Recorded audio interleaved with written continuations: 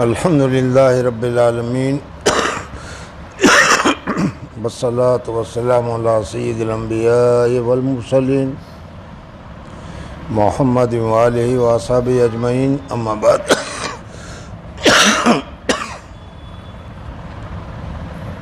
گزشتہ کل بتایا تھا کہ شریعت کے 5 جز ہے: عبادات، عقائد، عبادات، معاملات اور مجازیر اور اخلاق۔ اخلاق جو ہے اسی کو آج کل کی اصطلاح میں تصوف سے تعبیر کرتے ہیں۔ پہلے حضور اقدس صلی اللہ علیہ وسلم کے زمانے میں اس کا نام احسان تھا، پھر اس کے بعد اس کا نام اخلاق ہوا۔ اب اس زمانے میں پیری مریدی سے ہم اس کو تعبیر کرتے ہیں۔ اللہ تبارک و تعالیٰ نے انسان میں جو طاقتیں رکھی ہے، اس میں اللہ تبارک و تعالیٰ نے عقل بھی رکھی ہے، شہوت بھی رکھی ہے، اور اس کے علاوہ دوسری چیزیں بھی اللہ تبارک و تعالیٰ نے غصہ وغیرہ رکھا ہے۔ اب اس میں افراط اور تفریط، کمی اور بیشی، کمی بھی نہیں ہونی چاہیے اور بیشی بھی نہیں ہونی چاہیے، افراط بھی نہیں ہونا چاہیے اور تفریط بھی نہیں ہونی چاہیے، اور درمیانی راستہ اختیار کرنا چاہیے، تو پھر اس صورت میں اچھا ہوگا۔ اگر آدمی کے اندر میں بخیلی ہے، اب بخیلی میں اتنا بخیل ہو جاتا ہے کہ جس کو مکھی چوس کہتے ہیں، تو یہ بھی بیکار ہے۔ اور اگر بخیلی کو چھوڑ دے، ہاتھ چھوٹا کر دے، جو بھی ہے وہ سب اللہ کے راستے میں یا ویسے ہی خرچ کرتا رہتا ہے، تو یہ بھی مناسب نہیں ہے۔ اللہ کے راستے میں خرچ کرتا ہے تو ثواب ملے گا، لیکن عامةً اللہ کے راستے میں خرچ کرنے کے بجائے لوگ نام و نمود کے لیے خرچ کرتے ہیں، جو نقصان دہ ہے۔ اس میں بھی درمیانی راستہ اختیار کرنا چاہیے۔ اسی طریقے سے شہوت کا مسئلہ ہے کہ شہوت بھی اللہ تبارک و تعالیٰ نے ہر ایک انسان کے اندر میں رکھی ہے، اور کہا کہ دیکھو یہ شہوت رکھی تو ہے، لیکن اس شہوت کے بغیر تمہارا کام نہیں چلے گا، لیکن اس شہوت کو صحیح جگہ پر استعمال کرو، صحیح طریقہ پر استعمال کرو تو مفید ہوگا، غلط طریقہ پر، غلط جگہ پر استعمال کرو گے تو نقصان ہوگا۔ پرائی عورتوں کی طرف، دوسری عورتوں کی طرف اگر ہوگا تو فساد ہوگا، جیسا ہم دنیا میں دیکھ رہے ہیں۔ اور اگر کوئی آدمی اس میں کمی کرے اور اپنی بیوی کے ساتھ بھی تعلق نہ رکھے تو یہ بھی برا ہے، یہ بھی اچھا نہیں ہے۔ حضرت عبداللہ ابن عمرو ابن العاص رضی اللہ تعالیٰ عنہ حضور اقدس صلی اللہ علیہ وسلم کے ایک صحابی ہیں، وہ دن بھر روزہ رکھتے تھے اور رات بھر اللہ تبارک و تعالیٰ کی عبادت کرتے تھے۔ شادی ہو گئی، شادی ہونے کے بعد بھی وہ رات بھر عبادت کرتے رہے، بیوی کی طرف توجہ ہی نہیں کر رہے تھے۔ حضور اقدس صلی اللہ علیہ وسلم کو اطلاع دی گئی، حضور اقدس صلی اللہ علیہ وسلم نے ان کو بلایا، اور بلانے کے بعد حضور صلی اللہ علیہ وسلم نے اس کو درمیانی راستہ بتایا، اور پھر وہ درمیانی راستے پر چلتے رہے۔ بہرحال انسان کے اندر میں جو یہ طاقتیں یا جو شہوت یا جو عقل وغیرہ جو رکھی ہوئی ہے، اس کو صحیح طریقے پر، صحیح جگہ پر استعمال کرنے کا شریعت نے ہمیں حکم دیا ہے، اور یہی صحیح طریقہ ہے صراط مستقیم، سیدھا راستہ جس میں کوئی پریشانی نہیں ہے۔ سمجھ میں آ گیا؟ اور اگر اس میں افراط کرو گے تو بھی، تفریط کرو گے تو بھی، زیادتی کرو گے تو بھی، اور کمی کرو گے تو بھی نقصان ہی نقصان ہے۔ سمجھ میں آ گیا؟ اس وجہ سے اخلاق کو درست کرنا چاہیے، غصہ وغیرہ نہیں کرنا چاہیے، نرمی وغیرہ کرنی چاہیے، اور اسی طریقے سے سخاوت وغیرہ کرنا چاہیے، اچھی باتیں لوگوں کے سامنے نرمی سے پیش آنی چاہیے، اللہ کی عبادت بھی کرنی چاہیے، اور گھر والوں کا حقوق بھی ادا کرنا چاہیے، جیسے حدیث میں آتا ہے وَلِنَفْسِكَ عَلَيْكَ حَقٌّ وَلِزَوْجِكَ عَلَيْكَ حَقٌّ وَلِعَيْنِكَ عَلَيْكَ حَقٌّ۔ سمجھ میں آ گیا؟ حضور اقدس صلی اللہ علیہ وسلم نے فرمایا کہ بیوی کے بھی حقوق ہے، اس حقوق کو ادا کرو، آنکھ کے بھی حقوق ہے، اس کا بھی حق ادا کرو، دماغ کے بھی حقوق ہے، اس کا حق ادا کرو۔ اور ان سب کے لیے جب آدمی صحیح راستے پر صحیح راستے پر چلنے کا ارادہ کرتا ہے اور اچھے اخلاق پیدا کرنے کا ارادہ کرتا ہے تو اس میں اس کو مشقت اٹھانی پڑتی ہے. غصہ آیا ہے، غصے کو کنٹرول میں کرنا پڑتا ہے. سمجھ میں آ گیا؟ نیند بہت سخت آ رہی ہے، اس میں بھی کنٹرول کرنا پڑتا ہے کہ کہیں ایسا نہ ہو کہ میری نیند میں میری نمازیں وغیرہ قضا ہو جائے وغیرہ وغیرہ.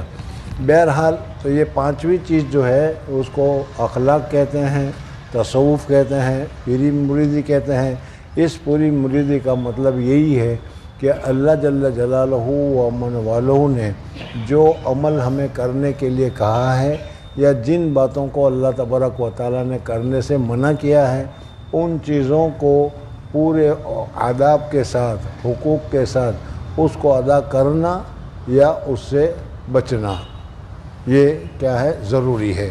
اور اس کے لیے آدمی کو ضرورت پڑتی ہے کیا ہے؟ تصوف کی. اس کے لیے ضرورت پڑتی ہے احسان کی. اور جب اس میں وہ کامل ہو جاتا ہے تو پھر اس صورت میں جو بھی کام کرے گا وہ اللہ تبارک و تعالیٰ کی رضامندی کے لیے کرے گا، اخلاص کے ساتھ کرے گا، اور جو بھی کام کرے گا اس کام سے اللہ تبارک و تعالیٰ راضی ہوگا. تو اصل چیز یہ پانچویں چیز جو ہے یہ بھی بہت ضروری ہے. مصنف فرماتے ہیں کہ اگر ان میں سے ایک بھی کم ہوا تو وہ ناقص قرار دیا جائے گا، ادھورا قرار دیا جائے گا. جیسے انسان، پورا انسان صحیح سالم وہ ہوتا ہے کہ جس کے 2 ہاتھ ہو، 2 کان ہو، 2 آنکھیں ہو، سمجھ میں 2 پاؤں ہو، تو اس صورت میں اس کو کامل انسان کہتے ہیں. یا اگر درخت ہے تو درخت ہے تو اس کا جڑیں ہو، اور جڑ ہونے کے ساتھ ساتھ اس کا تنا ہو، تنا کے بعد شاخ ہو، اور شاخ کے اوپر پتیاں ہو، پتیوں کے اوپر پھول آئے، اور پھول آئے اس کے اوپر پھل آئے، تو اس صورت میں وہ پورا درخت کہا جاتا ہے. اگر اس میں کہیں کوئی درخت ایسا ہے کہ اس کی جڑ تو ہے، تنا بھی ہے، لیکن شاخیں ساری کاٹی ہوئی ہے، تو اس کو کوئی پورا درخت نہیں کہے گا، اس کو ناقص کہے گا. اسی طریقے سے انسان تو ہے لیکن کسی کا ہاتھ کٹا ہوا ہے، کسی کا پاؤں کٹا ہوا ہے، کسی کی آنکھ نہیں ہے، کسی کی کان نہیں ہے، کسی کی زبان نہیں ہے، بہت ساری چیزیں ایسی ہوا کرتی ہے. تو وہ انسان تو ہے لیکن کامل انسان نہیں، مکمل انسان نہیں. سمجھ میں آ گیا؟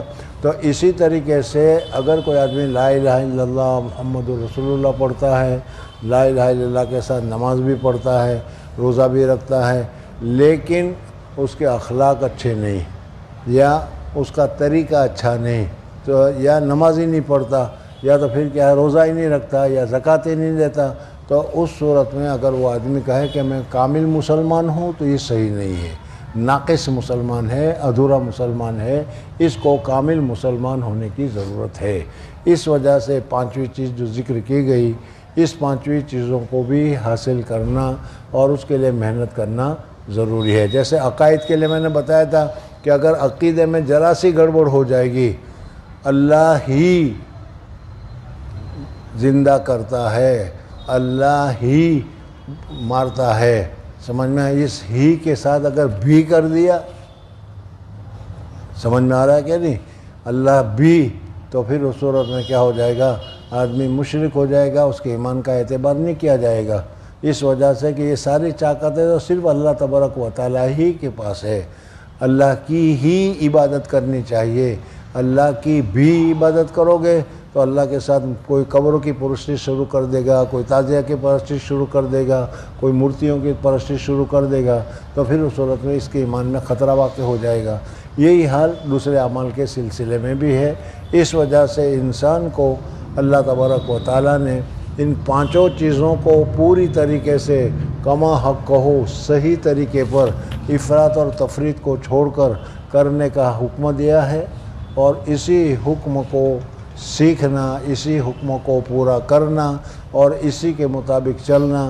اور اس چلنے کے لیے اگر تم کسی جگہ جانا چاہتے ہو اور اگر وہ جگہ تمہیں معلوم نہیں ہے، سمجھ میں، تو ظاہر بات ہے کہ کوئی آدمی اس راستے پر چلا ہوگا، جا رہا ہوگا، آ رہا ہوگا، راستہ اس کو معلوم ہوگا، راستے کے نشیب اور فراز، نیچا اور اونچا ہونا، راستے میں کہاں کیا خطرہ ہے، کہاں خطرہ نہیں ہے، وہ جو دیکھ چکا ہوگا، اگر وہ تم کو بتاوے کہ اس راستے کے ساتھ جاؤ تو یہ ہوگا، یہ ہوگا، یہ ہوگا، یہ ہوگا، تو پھر اس صورت میں تم صحیح اس کے بتائے ہوئے طریقے پر چلو گے تو تمہارے لیے فائدہ ہوگا اور صحیح طریقے پر تم پہنچو گے۔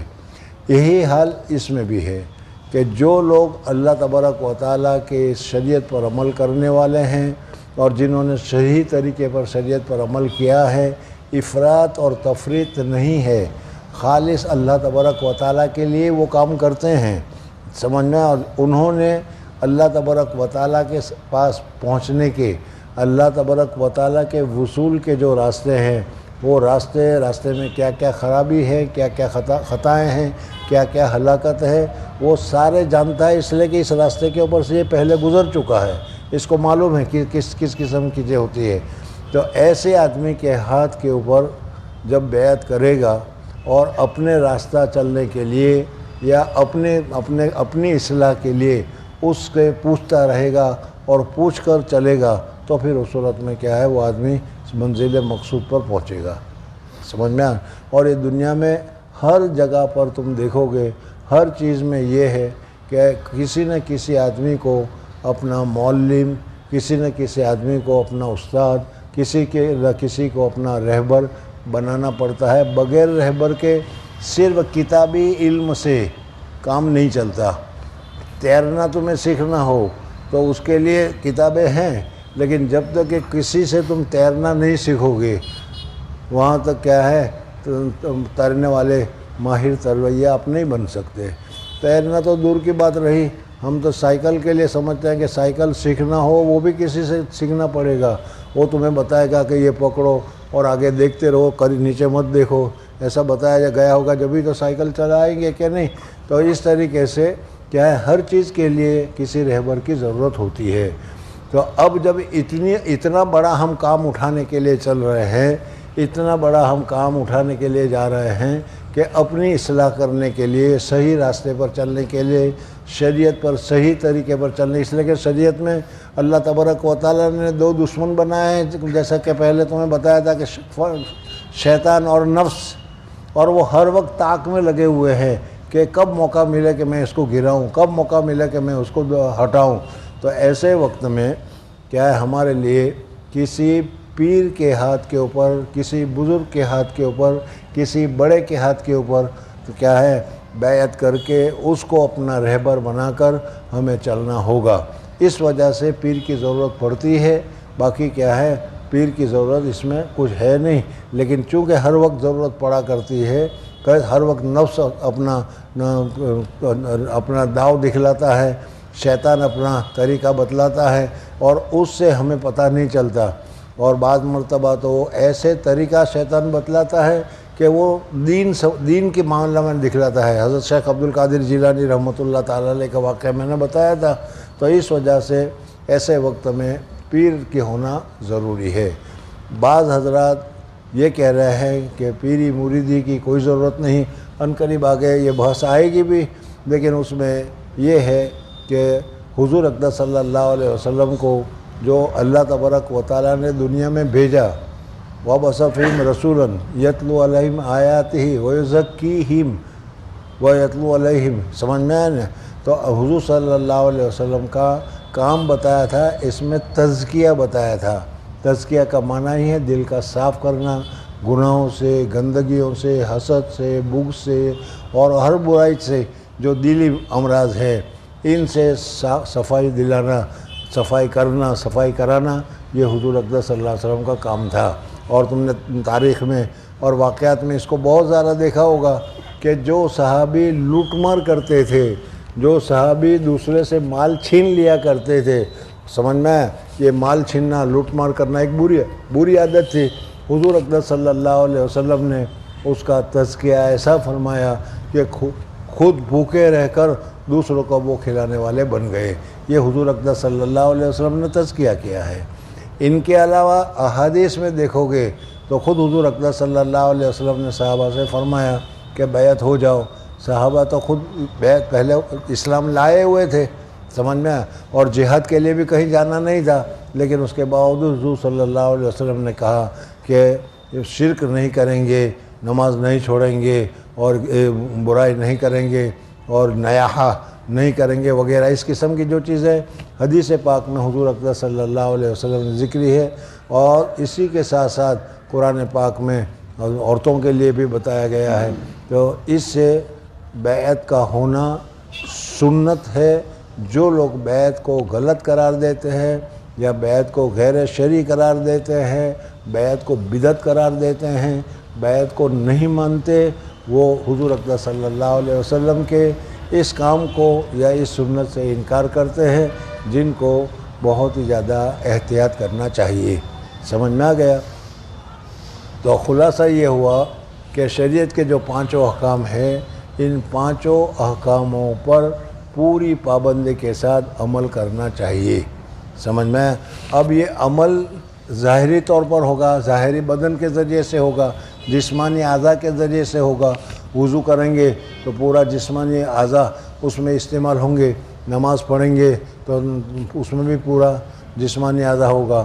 تو جسمانی اعضاء کے بھی احکام ہے. سمجھ میں اس احکام کو بھی پورا کرنا ضروری ہے. جس طریقے سے حضور اقدس صلی اللہ علیہ وسلم نے وضو کیا ہے، اسی طریقے سے اگر تم وضو کرو گے تو وہ وضو معتبر ہوگا. اور اگر اس طریقے سے نہیں کرو گے، غلط طریقے پر کرو گے، تو پھر اس صورت میں وہ معتبر نہیں ہوگا، جو فقہ کی کتابوں میں تمہارے سامنے موجود ہے. اسی طریقے سے حضور اقدس صلی اللہ علیہ وسلم نے ایک حدیث میں فرمایا، صلو کما رأیتمونی اصلی، جس طریقے سے مجھے نماز پڑھتے ہوئے دیکھتے ہو اس طریقے سے تم نماز پڑھو تو تمہاری نماز صحیح ہوگی، ورنہ تو نماز صحیح نہیں ہوگی. ایک صحابی حضور صلی اللہ علیہ وسلم مجلس میں تشریف فرما دے، وہ جلدی سے آئے اور آ کر انہوں نے 2 رکعت فٹافٹ پڑھ لی جیسے ہم لوگ پڑھتے ہیں. اور پڑھنے کے بعد حضور صلی اللہ علیہ وسلم کی خدمت میں آ کر وہ بیٹھنا چاہا تو حضور صلی اللہ علیہ وسلم نے اس کا سلام کا جواب دیا، اور سلام کا جواب دینے کے بعد کہا، فرمایا، صلی فإنک لم تصلی، تو نماز پڑھ، تو نے جو ابھی نماز پڑھی وہ صحیح طریقے پر نہیں پڑھی، وہ نماز معتبر نہیں ہے. 3 مرتبہ حضور صلی اللہ علیہ وسلم نے اس کو نکالا، اور جب 3 مرتبہ کے بعد اس نے کہا کہ یا رسول اللہ صلی اللہ علیہ وسلم مجھے تو ایسی جاتی ہے، تب حضور صلی اللہ علیہ وسلم نے بتایا کہ اس طریقے سے نماز پڑھو، وضو کرو، اور پھر جو پورا نماز کا طریقہ ہے وہ حضور صلی اللہ علیہ وسلم نے اس کو بتایا، جیسا اس حدیث میں تمہارے معلوم ہے. اور ان کے علاوہ بھی جب حضور صلی اللہ علیہ وسلم کی مسجد نبوی میں ممبر بن کر آیا تو حضور اقدس صلی اللہ علیہ وسلم اس ممبر پر کھڑے ہوئے اور کھڑے ہو کر اوپر ممبر سے نماز کا پورا طریقہ بتایا. اور کیا ہے، حضور صلی اللہ علیہ وسلم نے بتایا. تو کہنے کا مقصد یہ ہے کہ اعضاء سے جو عمل کرنے ہیں، وہ عمل جس کو ہم ظاہری طور پر کرتے ہیں، سمجھ میں آ گیا، اس کو شریعت کہتے ہیں، اس کو فقہ کہتے ہیں، اس کو کیا ہے، شریعت کے احکامات وغیرہ سے ہم تعبیر کرتے ہیں. سمجھ میں آئے؟ لیکن شریعت میں جو ظاہری ہے وہ بھی، اور جو باطنی اعمال ہے وہ بھی، وہ سارا کا سارا اسی میں شمار ہوتا ہے. جس طریقے سے نماز میں وضو کرنا ضروری ہے، سمجھ میں آئے، اس طریقے سے نماز میں قبلے کی طرف منہ کر کے کھڑا ہونا بھی ضروری. اگر کوئی آدمی قبلے کی طرف منہ کر کے کھڑا نہیں ہوگا، دوسری ادھر منہ کر کے نماز پڑھے گا، تو آپ کہیں گے کہ تیری نماز نہیں ہوئی. وضو کرنا بھی ضروری ہے، بغیر وضو کے پڑھے گا تو بھی صحیح نہیں ہوگی. سطر چھپانا بھی ضروری ہے. یہ سب سمجھ میں آ گیا نہیں؟ تو اسی طریقے سے اعمال ظاہرہ کے جو ہے اس حیت کے مطابق نماز پڑھنے سے نماز کے جو فرائض، واجبات، سنن، مستحبات وغیرہ ادا ہوں گے. لیکن دل سے جو کام کیے جاتے ہیں اس کے لیے بھی باطنی چند چیزیں ہیں، ان کو سامنے رکھ کر ان کے مطابق کرنا ضرور ہوگا. نماز پڑھ رہے ہو تو اخلاص کے ساتھ اللہ کو راضی کرنے کے لیے پڑھو گے تو اس صورت میں وہ نماز قبول ہوگی، وہ نماز معتبر مانی جائے گی. اور اگر کسی دوسرے کو دکھلاوے کے لیے پڑھی ہے تو اس نماز کا اعتبار نہیں کیا جائے گا. سمجھ میں آ گیا نہیں؟ تو اس طریقے سے یہ جو باطن کی جو چیزیں ہیں ان کو بھی شریعت ہی کا ایک حصہ قرار دیا گیا ہے. ایک ظاہری حصہ ہے جو ہم ادا کرتے ہیں، اور ایک باطنی حصہ ہے جو ہمارے سامنے ہے، اور جس میں اچھے اخلاق بھی ہے، اچھی چیزیں بھی ہے اور بری چیزیں بھی ہے، سخاوت بھی ہے، ہمدردی بھی ہے، اور اسی طریقے سے حسد، بغض، کینہ اور کپٹ وغیرہ بھی ہے، وہ ساری چیزیں. تو خلاصہ یہ ہوا کہ شریعت کے جو یہ 5 چیزوں کے مجموعہ کا نام شریعت ہے. اس میں 5واں حصہ جو ہے وہ تصوف ہے۔ اس وجہ سے تصوف کا انکار کرنا یا تصوف کو غلط قرار دینا یا تصوف کو صحیح قرار نہ دینا یہ صحیح نہیں ہے، بلکہ حضور اقدس صلی اللہ علیہ وسلم کی سنت ہے۔ صحابہ کرام رضوان اللہ تعالیٰ علیہ اجمعین نے اس کے اوپر عمل کیا ہے۔ ایک سوال باقی رہ جاتا ہے کہ صحابہ نے جیسے ہم لوگ ذکر کرتے ہیں ایسا ذکر تو کیا نہیں، یا صحابہ نے ہماری طرح تسبیح تو پڑھی نہیں، سمجھ میں آئے؟ تو اس کا جواب یہ ہے کہ صحابہ کرام رضوان اللہ تعالیٰ علیہ اجمعین جب حضور اقدس صلی اللہ علیہ وسلم کے ہاتھ کے اوپر ایمان لاتے تھے تو ایمان لانے کے ساتھ ہی ان کے دل میں جو دل کی بیماریاں کہی جاتی ہے، حسد، بغض، کینہ، کپٹ وغیرہ، وہ اللہ تبارک و تعالیٰ حضور صلی اللہ علیہ وسلم کی پاور ہاؤس میں، حضور اقدس صلی اللہ علیہ وسلم کے سینہ مبارک میں، حضور اقدس صلی اللہ علیہ وسلم کے پاس اس قدر کیا ہے ایمان کی طاقت تھی کہ اس کی وجہ سے ان کے ساری برائیاں نکل جاتی تھی اور وہ ایک ہی جھٹکے میں کیا ہے اللہ تبارک و تعالیٰ کا محبوب، اللہ تبارک و تعالیٰ کا مقرب بن جایا کرتا تھا۔ سمجھ میں آئے نہیں؟ اب جیسا جیسا زمانہ ختم ہوتا رہا، زمانہ دور ہوتا رہا، خیر القرون ختم ہو گیا، پھر ہو گئی، اور آج تو 1400 سال ہو گئے۔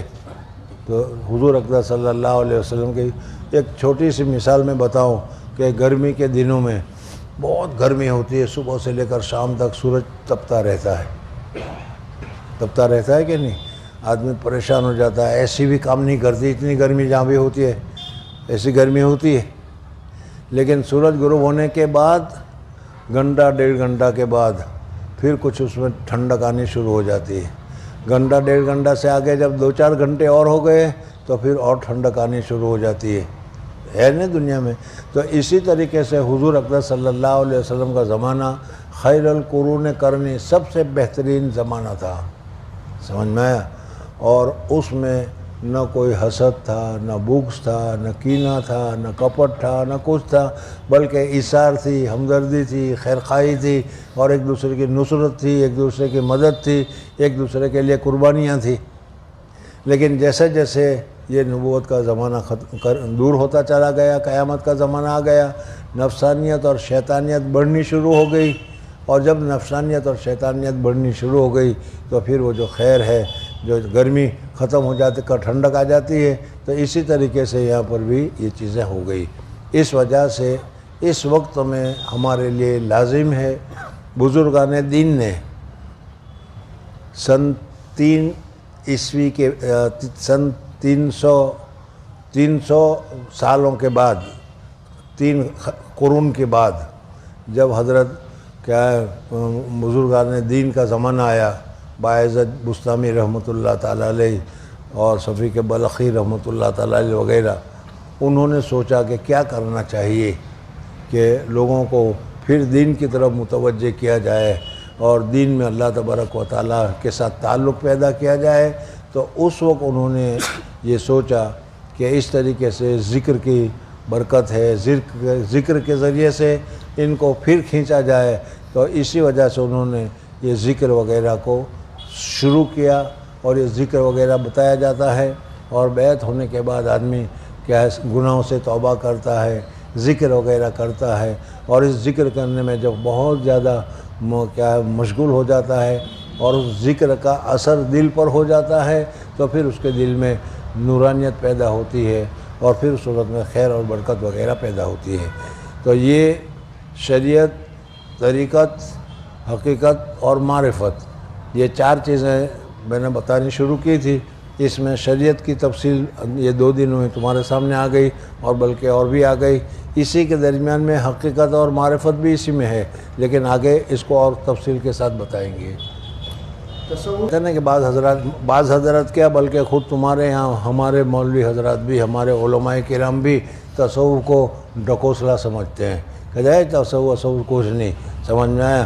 اب اگر یہاں ان کو بٹھا دیا جائے کہ قرآن کا مناظرہ ہے یا قرآن کا مقابلہ ہے اور 100 روپے ملیں گے تو بھی سارا بھر جائے گا، ہے کہ نہیں؟ اور تصوف کی مجلس ہے، کی ضرورت نہیں ہے۔ ہمارے لوگ بھی اس کو کیا ہے یا تو پسند نہیں کرتے یا اس کو اچھا نہیں سمجھتے، لیکن یہ غلط ہے۔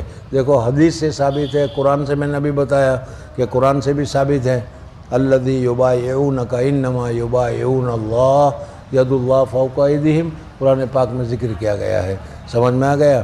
پھر عورتوں کے متعلق بھی ذکر کیا گیا کہ جب یہ عورتیں آئیں تو ان کو بیعت کر لو۔ حضور صلی اللہ علیہ وسلم نے عورتوں کے ساتھ بیعت کی، ہاں ہاتھ میں ہاتھ لگا کر بیعت نہیں کی لیکن بیعت کی ہے۔ تو یہ بیعت کا ثبوت تو قرآن سے ثابت ہے، حدیث سے ثابت ہے۔ اس کا انکار کرنا، اور یہ تو ہمارے یہاں کی بات ہوئی، عرب ملک میں چلے جاؤ تو وہاں اس سے زیادہ ہے، وہاں ذکر کرنے کو بھی بدعت قرار دیتے ہیں اور ذکر کرنے کو بھی کیا منع کرتے ہیں، اور جو لوگ ذکر کرتے ہیں ان کو بدعتی قرار دیتے ہیں، سمجھ میں، وہ سلفی حضرات اس قسم کی چیزیں۔ تو اس کا جواب یہ دے رہے ہیں کہ بھائی اس قسم کی جو ہٹ ڈرمی ہے یا انکار ہے یہ اچھی چیز نہیں ہے، اس کو نکالو اور اس کو دیکھو۔ ہاں اس میں کچھ خرابی آ گئی ہے، جیسے ہر چیز میں خرابی آ جاتی ہے، اس خرابی کو درست کرو۔ وہ چیز اپنی جگہ پر سب گھڑی چل رہی ہے، کبھی کبھی چلتے چلتے بند ہو جائے گی، تو اس کی اصلاح کر لو، اصلاح کرو گے تو پھر چالو ہو جائے گی۔ تو اسی طریقے سے اس تصوف میں اگر کچھ خرابی آ گئی ہے تو اس کو دور کرو، لیکن تصوف ہی کو دور کرو یہ صحیح نہیں ہے۔ جی، جو لوگ تصوف کو مانتے ہیں لیکن تصوف کو ضرورت سے زیادہ مانتے ہیں، جن ابھی بتایا کہ یہ بھی غلط ہے، تو یہ جو غالی لوگ ہیں بہت زیادہ تصوف میں، وہ یہ کہتے ہیں کہ یہ علماء ظاہر کچھ جانتے نہیں۔ میں نے بتایا نہیں تھا کہ ایک آدمی تھا وہاں ڈبیل میں، سمجھ میں آیا تو ہم نے اسے کہا کہ بھائی نماز پڑھ دو، کہ ہم تو مکہ میں جا کے پڑھتے ہیں، تو یہاں پڑھنے میں کوئی تکلیف ہوتی ہے؟ سمجھ میں آئے نہیں، پڑھتے کچھ نہیں، لیکن خام خواہ اس قسم کی یہ چیزیں کہاں۔ ایسے لوگوں جو ہے انہوں نے تصوف کو بدنام کیا ہے، یہ غلط ہے، یہ صحیح نہیں ہے۔ جی، کہ حضرت مجدد رحمۃ اللہ تعالیٰ علیہ، حضرت تھانوی رحمۃ اللہ تعالیٰ علیہ اس صدی کے مجدد ہے، اور انہوں نے تصوف میں جو بھی چیز، چاہے وہ جوگیوں کی طرف سے آ گئی ہو، حنوت کی طرف سے آ گئی ہو، سادھوؤں کی طرف سے آ گئی ہو، کہ اس کو دیکھا دیکھی ہم لوگوں نے لے لیا ہو، سمجھ میں آیا، یا جو عقائد کہیں کہ جو کچھ ہے بس پیر صاحب جو کہے وہی صحیح، سمجھ میں آیا، اس قسم کی جو چیزیں آ گئی تھی، حضرت اقدس تھانوی رحمۃ اللہ تعالیٰ علیہ نے تصوف کو اس قدر صاف ستھرا اور صحیح کر کے بتایا جیسا کہ حضور اکرم صلی اللہ علیہ وسلم کے زمانے میں ہوا کرتا تھا، سمجھ میں آیا۔ اس وجہ سے حضرت اقدس تھانوی رحمۃ اللہ تعالیٰ علیہ کی جو کتابیں ہوگی اس کتابوں میں صحیح تصوف، صحیح طریقہ مراقبہ ہے، یا اس کے علاوہ دوسری چیزیں جو ہے مکاشفہ ہے، کشف وغیرہ ہوتا ہے وغیرہ، بہت ساری چیزیں ہیں، حضرت تھانوی رحمۃ اللہ تعالیٰ علیہ نے صحیح سب چیز کو ذکر کیا ہے۔ جی، بہت نام آ رہے ہیں سب۔ جی، بس کل کو انشاءاللہ دیکھیں گے۔ کل تمہارے سامنے شریعت کا تفصیل بتائی تھی، شریعت سمجھ میں آ گئی انہیں۔ اب دوسرا نمبر ہے طریقت۔ طریقت کس کو کہتے ہیں، طریقت میں کیا چاہیے، اور طریقت میں کون کون سی چیزوں کی خاص طور پر رعایت کی جائے گی، جیسا بھی آپ نے سنا، ایمان چاہیے، تقویٰ چاہیے، سمجھ میں، اس کو انشاءاللہ کل بتائیں گے۔ اس وجہ سے کہ ابھی کسی جگہ پر نکاح کے لیے جانا ہے، اس وجہ سے ابھی مجلس یہیں ختم کرتے ہیں، انشاءاللہ آئندہ کل پھر یہیں سے شروع کریں گے۔ سبحان اللہ و بحمدہ، سبحانک اللہم و بحمدک، نشہد ان لا الہ الا انت، نستغفرک و نتوب الیک۔